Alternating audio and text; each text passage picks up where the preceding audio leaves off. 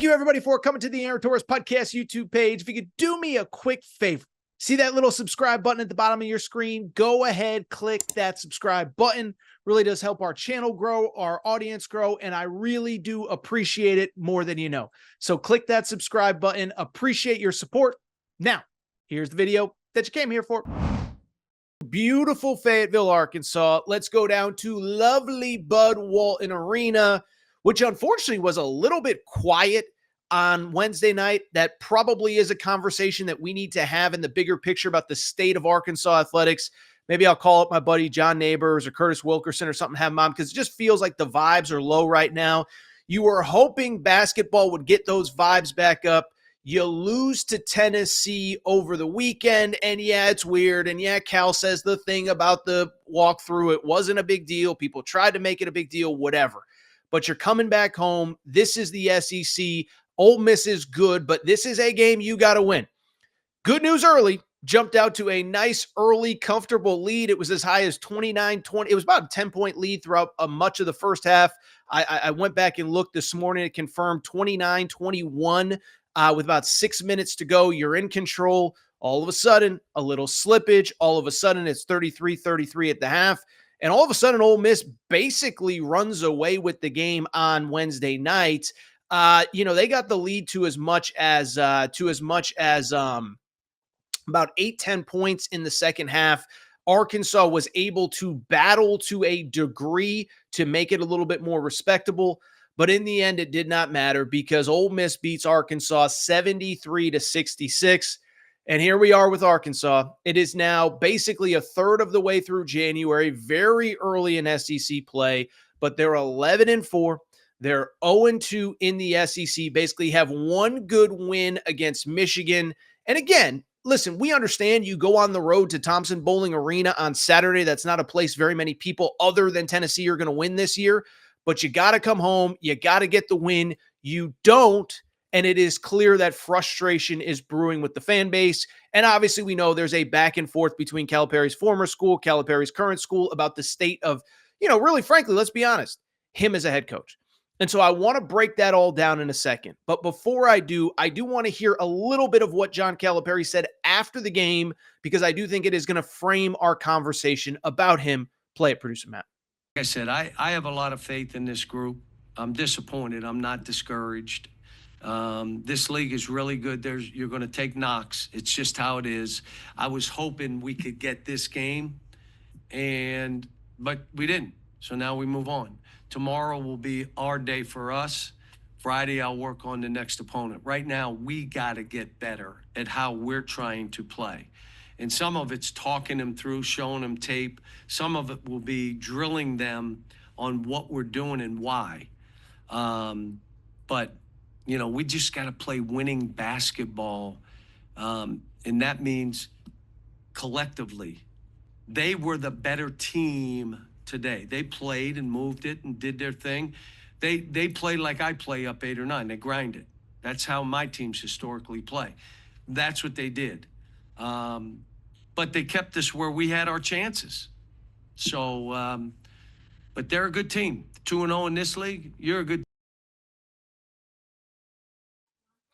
So that audio was via John Calipari's press conference. We did just jack it from the inside the Arkansas page. So shout out to, again, my boys John Neighbors and Curtis Wilkerson. That was from the press conference on Wednesday night. John Calipari says that he is not discouraged. I think the question now is, Arkansas fans, should you be discouraged? Should you not be? By the way, I already see some comments in the comment section. Bobby says, it's year one. We're going to have a little bit of grace with Coach Cal. I think it was, let's see here. It was Bobby Hanks that said that. But at the same time, I want to dive in. I think, again, the fan base feels a little bit divided. There's obviously outside noise from Cal's previous job. I want to break it all down. Discouraged, not discouraged. Should you be, should you not be? Because I think there's some positives that are being lost in the negatives. I think there's certainly negatives that we absolutely have to talk about, but I think there's some positives as well. Now, listen, from the negative side of things, if you're frustrated, I don't think there's any argument that it's okay to be. Listen, this is the NIL world. This is the NIL era. I know it's a first-year head coach, and I know to a degree all these first-year head coaches are trying to figure it out.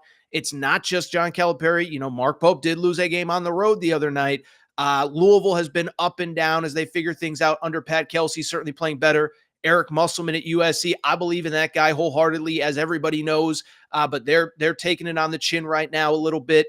All these schools, BYU, we loved everything that they were doing in the offseason. They're struggling a little bit now in Big 12 play. So I think everybody's dealing with it. The one thing that I would say that does frustrate me, just as an outsider, and the one thing I will say, I think I'm kind of an okay person to talk about this because, listen, I'm not a Kentucky fan. I'm not an Arkansas fan. I have no skin in the game of is Arkansas good? Is Arkansas not good? Whatever. By the way, unlike some people in the media that will remain nameless, I actually like Cal. Every time I've dealt with him, he's been great to me. Okay, so this isn't a tear down Cal. This isn't a this isn't a that. And I do think it is worth noting. It is year one. Every first-year head coach to a degree is struggling. But I will also say this. There's one thing that is sort of kind of frustrating to me as a consumer of college basketball. And I'll be honest, I think it was a little bit of a frustrating thing for Kentucky fans towards the end of the Calipari era as well, is that you listen to that press conference. Listen, it's okay to try to be glasses half full. I'm okay with that. That part I have no problem with. We need to play winning basketball. We need to get better. We need to this. We need to that. But this was the frustration towards the end of the Kentucky thing, is that it's too much. If you want to call it excuse making, call it excuse making. If you want to say down, I think probably the right word is downplaying. It's too much downplaying when things go bad. And I do think, listen, I'm a fan like everybody else. Anybody who listens to this show is a fan. And so at the end of the day, like, you do want to believe that the guy that you're paying millions of dollars to is fired up, cares, and is mad when things go bad. Listen, we're going to play the Mick Cronin sound from Tuesday night in a little bit. But at the same time, like, you can criticize Mick Cronin for the delivery, the this, the that. But the one thing that I will say, you cannot argue that Mick Cronin cares. And if you don't believe me, just ask Mick Cronin, who basically said, yeah, I care more than everybody in this room, and that's a freaking problem. And so that, to me, is the thing with Calipari, and that was where the previous fan base got frustrated, is, listen, show some fire, show some passion, be angry after a loss in November and December. You can't sell us on it. Nothing matters until March, and then you lose in March, but then you're not winning along the way as well. It's okay to win meaningful games in November, December, and January. So it's frustrating even as an outsider to just sit there and say, like, man, like have some fire in your belly. And I do think that is probably maybe where my biggest criticism of Calipari is I still believe he's coaching. I actually think for the right reasons. I think he loves kids. I think he loves impacting lives. I think he loves helping people reach their potential, not only, on a basketball court, but in life, helping them get to the NBA, make millions, take care of their families. I believe that's what gets him out of bed in the morning. That's great. But at the same time, a byproduct of that is you still have to win games in college basketball. And I think that's where the frustration has been. And it does feel like, I know he cares, but it doesn't always feel like he cares when you lose it. And to me, it's like, dude, you're one of the winningest coaches in the history of this sport. I know there was a fire in that belly before, but is there still? So that is the negative. That is me being critical. For everyone says, oh, you never say anything mean about Calipari. I think I just did. I need to see a little more fire in your belly. Now, the flip side to that is this. I do think there's a silver lining, because I've seen everybody say, give up this, that, the other thing, whatever. The silver lining is this, is that I know Kentucky fans will tell you otherwise, but Calipari's teams in the regular season, they haven't performed in March, but in the regular season have actually gotten better as the season has gone along. You can argue with me. You can fight me, because trust me, I had these fights all off season when the rosters were being put together and whatever. But the truth of the matter is that his teams do get better as the season goes on. 2022, remember, that was a team that was a 2 seed. Last year, the debacle everybody remembers in the NCAA tournament, what you forget before that is that Kentucky was playing as well as anybody in college basketball over the final month of the regular season. Don't take my word for it. Just use Google. Just go on ESPN.com. Just check the box scores. Kentucky won 7 of its final 8 games a season ago. Their only loss was at the buzzer to LSU. By the way, when I say 7 of their last 8 games, I mean in the regular season. I know what happened in the SEC tournament. I know what happened in the NCAA tournament. But they won 7 of their final 8 games to end the regular season, okay?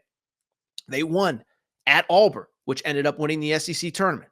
They won at Tennessee, which ended up being an SEC regular season champ that also, on top of that, made the Elite Eight. And if they weren't playing Purdue, could have gone to a Final Four. Purdue and UConn were the two best teams last year. I think Tennessee, maybe the third best team in the country. Calipari's team beat them on the final day of the regular season. Alabama, easy to forget, made a Final Four, easy to forget 3 weeks before. Kentucky punked them at home. And so if you're an Arkansas fan looking for a silver lining, it is that his teams do get better over the course of the season. They get more comfortable. They, whatever, make plays, win games, whatever. I'm not saying it will happen this year, but I'm saying it can.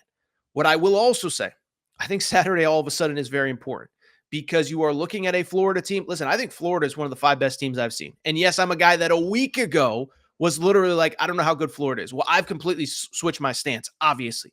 Easily could have won at Rupp Arena. Great game, great effort by them. And then they destroyed Tennessee on Tuesday night. So if you're Arkansas and you want any sort of positive momentum, go ahead and beat Florida this weekend. Good luck, because that is going to be a very, very, very challenging game. I don't think it changes the fact, though, that he has been better over the back half of the year. And I think what's also worth noting, the schedule is manageable if you make adjustments and if you do what is necessary. After Florida, at LSU, at Missouri, Georgia at home, Oklahoma at home, before you go to Rupp Arena on February 1st. So of these final, let's see, 2, 4, 5 games before you go to Kentucky, I do think 4-1 is absolutely in play. Listen, Florida's great. It's going to be a different, expectation going on the road and winning at Bud Walton Arena. Not saying it can't happen. I'm just saying we'll see if it does happen. LSU, not very good right now. I think Missouri's good, but that's a place you can win. Oklahoma, I'm a little bit more down on them than most, and maybe we'll even talk about them, blowing a huge lead against Texas A&M in a minute. So I think there are legitimate frustrations. I think there are legitimate reasons to be mad. I think most of the Arkansas frustration feels to me, I'm not trying to speak for Arkansas fans, but it feels to me like it's more a byproduct of the entire athletic department than it is just the basketball team. But it doesn't change the fact that you were at home. That was a game you should have won. That was a game you could have won. That was a game you didn't win. And I think everybody has the right to be frustrated. As you can see, by the way, at the bottom of the screen, make sure you're following our Torres on the Hogs page for all your late-breaking Hogs news. Obviously, anytime we'll talk Arkansas, that will be linked to the page as well. So we appreciate you tuning in.